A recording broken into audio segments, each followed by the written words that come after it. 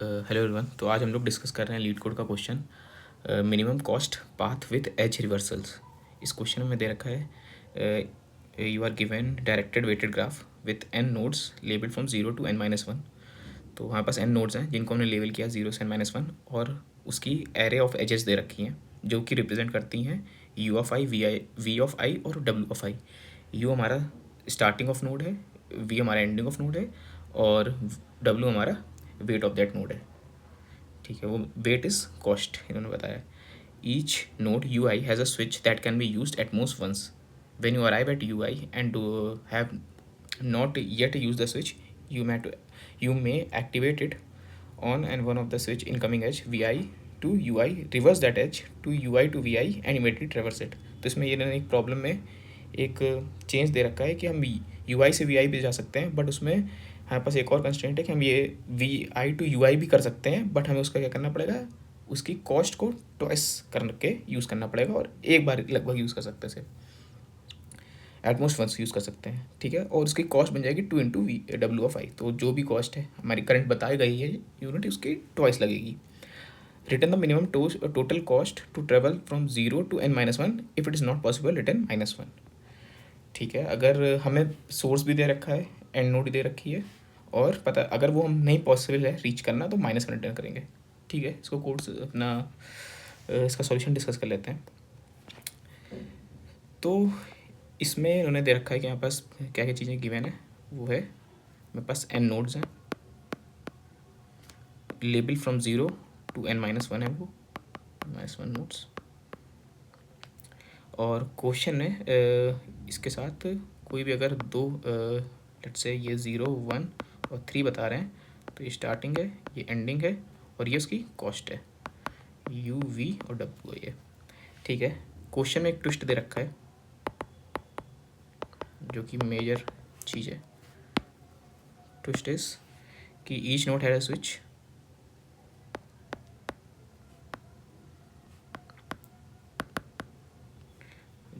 Can be used at once. ठीक है, एक चीज़ ये है।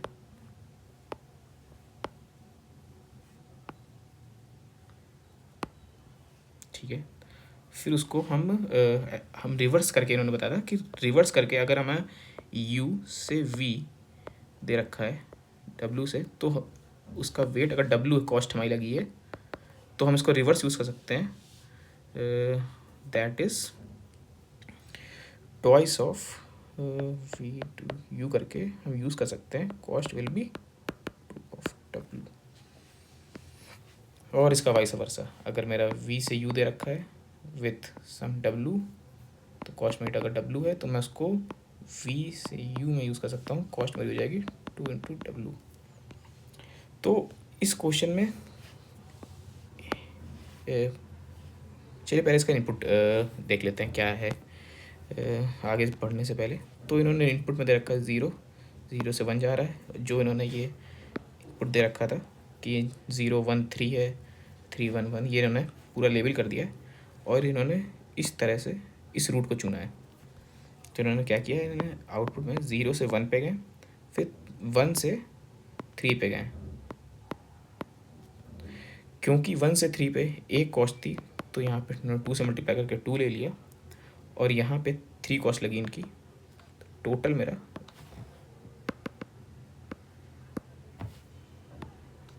टोटल मेरा 5 हो गया। तो इन्होंने आंसर इसलिए 5 दे रखा है। सिमिलरली इन्होंने एक दूसरा इनपुट भी दे रखा है जिसमें अगर बनाए ग्राफ तो कुछ ऐसा दिखता है। 0 0 मेरा पॉइंट कर रहा है 2 को और कॉस्ट इसमें लग रही है 1। मेरा 1 को 2 को पॉइंट कर रहा है 1 को, जिसकी कॉस्ट लग रही है 1। ठीक है, और फिर 1 मेरा 3 को पॉइंट कर रहा है, ओके, और इसमें कॉस्ट लग रही है मेरी 1। ठीक है, और फिर 2 मेरा डायरेक्टली 3 को भी कॉल कर रहा है विद अ कॉस्ट ऑफ 3। अब मेरे को यहाँ पे पता करना है 0 से लेके 3, और इन्होंने इस वाले सॉल्यूशन में कोई भी वो नहीं यूज़ किया, रिवर्सल स्विच नहीं यूज़ किया। इन्होंने डायरेक्टली 0 से 1 0 पे 2 पे गए, कॉस्ट लगी 1, 2 से 3 पे चले गए और इसमें कॉस्ट लगी इनकी 3 और इन्होंने उसको सम कर दिया ओके, नहीं सॉरी,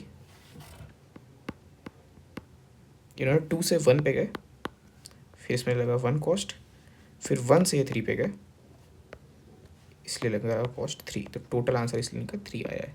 हाँ, बस 2 से 3 डायरेक्टली जा सकते हैं, पर उसमें 4 जा रहा था, तो अगर हम 0 से 2 जाते हैं और 2 से सीधा 3 जाते हैं तो यहाँ पे 1 और इसका 3 दोनों ऐड होके 4 मिलता, बट मेरा बेस्ट सॉल्यूशन ये है, इसलिए मैंने इसको चूज़ किया।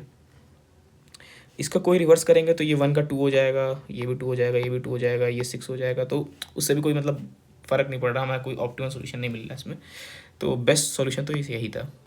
ठीक है, कमिंग बैक टू क्वेश्चन की ट्विस्ट हमें दे रखा है। अब कन्फ्यूजन हमारे पास इसमें है क्वेश्चन में,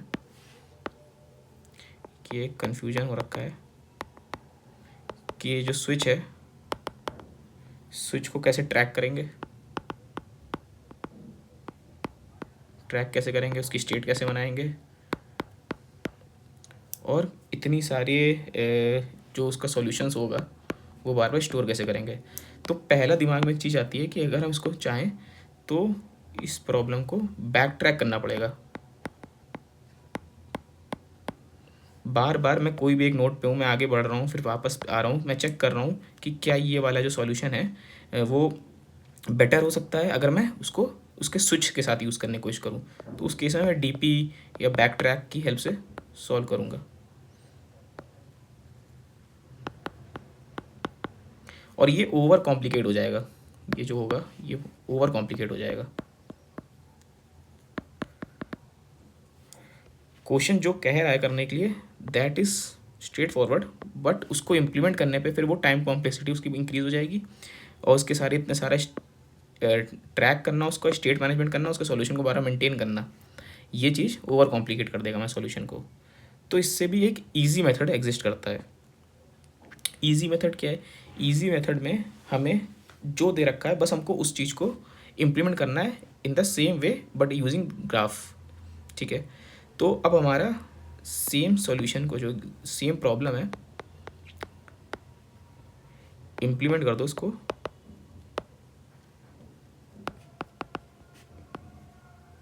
ग्राफ और मैट्रिक्स। तो हमें एक चीज़ पता है कि अगर मेरे को कोई भी प्रॉब्लम की सोर्स दे रखी है, हमें कई सारी नोट्स के थ्रू होके मुझे फाइनल डेस्टिनेशन भी पता है, मुझे वहाँ तक का पहुँचना है, यहाँ वेटेड दे रखा है, तो इस केस में मैं जनरली डायसेक्टर एल्गोरिथम यूज़ करता हूँ। अब मेरे को बस इसमें एक छोटा मॉडिफिकेशन करना है। जब भी मैं इसमें अपनी नोट्स इंसर्ट करता हूँ, मैं रिवर्स नोड में, अगर मेरे पास एक नोट दे रखी है x, what I mean by x is, अगर कोई ए कॉमा बी मेरा एक्स इंसर्ट कर रहा हूँ मैं नोड में, अपने डायसेक्टर एल्गोरिथम में, ग्राफ में, तो मुझे क्या ध्यान रखना है कि मैं साथ ही साथ उसके जस्ट अपोजिट भी इंसर्ट करूँगा विद अ गिवन कंस्ट्रेंट, जो इन्होंने कंस्ट्रेंट दे रखा है ये वाला। तो मैं क्या करूँगा, मैं बी कॉमा ए भी इंसर्ट करूँगा, बट इसमें इस टाइम मैं वेट को 2x डाल दूंगा। अब how this will solve the problem, इससे हमें क्या करना पड़ेगा ना, हमें इसे ट्रैक करने की जरूरत है, ना स्टेट मैनेजमेंट करने की जरूरत है, ना इसका सॉल्यूशन भी मेंटेन करना पड़ेगा, और ऐसा भी कुछ नहीं करना पड़ेगा। तो ये पूरे प्रॉब्लम को सॉल्व कर देगा। But how it is solving the problem, main question ये है कि ये कैसे सॉल्व कर रहा है। हमें ये चीज़ पता है कि डायसेक्टर एल्गोरिथम मेरे ग्रिडली सॉल्व करती है। ग्रीडी, तो मैं अगर किसी भी एक नोड पे खड़ा हूँ तो मैं ऑलरेडी वो हमेशा बेस्ट सॉल्यूशन के थ्रू होके आया हूँगा, और मैं आगे की जो भी जा रहा हूँ उसको मैं चूज़ करूँगा कि मेरे को बेस्ट ही सोर्स का, अगर ये मेरा सोर्स है तो बेस्ट डेस्टिनेशन बनूँ, और ये बेस्ट डेस्टिनेशन जो होगी वो अगली बार के लिए बेस्ट सोर्स बने। तो ये बेस्ट पता करने के लिए बार मैं ग्रीडली सोच रहा हूँ, तो ये 2x वाला अगर कहीं पे मेरा बेस्ट सॉल्यूशन में आ रहा होगा तो वो यूज़ हो जाएगा, मुझे वापस जाने की ज़रूरत ही नहीं पड़ेगी।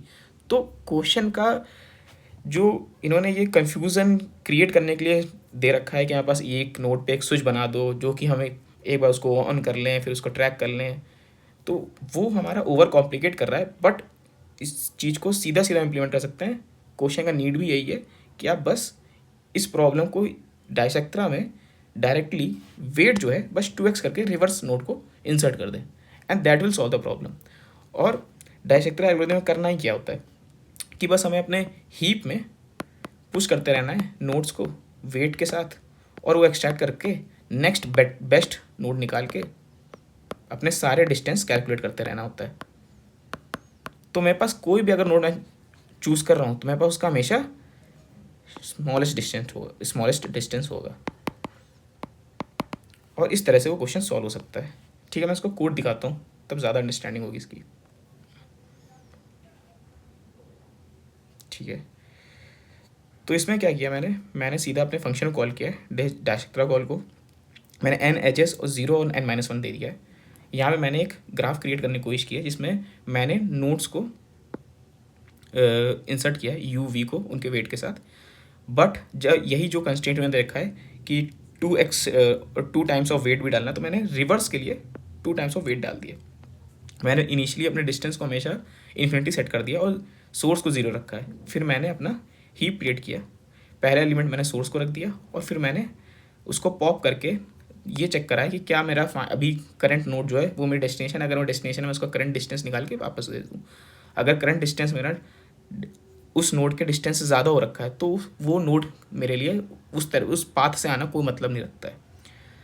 अगर ये सब नहीं है तो मैं क्या करूँगा, अपने वेट्स को लूँगा, अपने नोड्स को लूँगा और अपना नया कैलकुलेट करता रहूँगा कि क्या डिस्टेंस बनना है, उसको स्टोर करता रहूँगा और हीप में पुश करता रहूँगा, और ये लूप में कंटिन्यू करता रहूँगा अनटिल अनलेस मेरा लूप एंड ये हीप एम्प्टी ना हो जाए, सारे नोड्स ट्रेवल ना हो जाए। और अगर इस टाइम पे मेरे पास कोई भी नोड मैं रीच ही नहीं कर पाया, उस केस मतलब नॉट कोई भी, हाँ डेस्टिनेशन नोड अगर मैं रीच नहीं कर पाया तो मैं सीधा -1 करूँगा। और अगर बीच में कहीं पे भी मेरे को पहले अगर मेरा डेस्टिनेशन नोड मिल गई है जो कि n-1 है तो मैं वहीं से रिटर्न कर दूँगा। मुझे पूरा भी मतलब जनरली हमें पूरा करना चाहिए, लेकिन यहाँ पे हमारा गोल ही यही है कि मैं शॉर्टेस्ट निकाल के दे दूँ उसको। तो जो मिला मुझे पहले अपना डेस्टिनेशन, मैंने वही डिस्टेंस को उठा के रिटर्न कर दिया। चलिए इस कोड को रन करके देखते हैं। ठीक है, basic test case are passing, let's submit.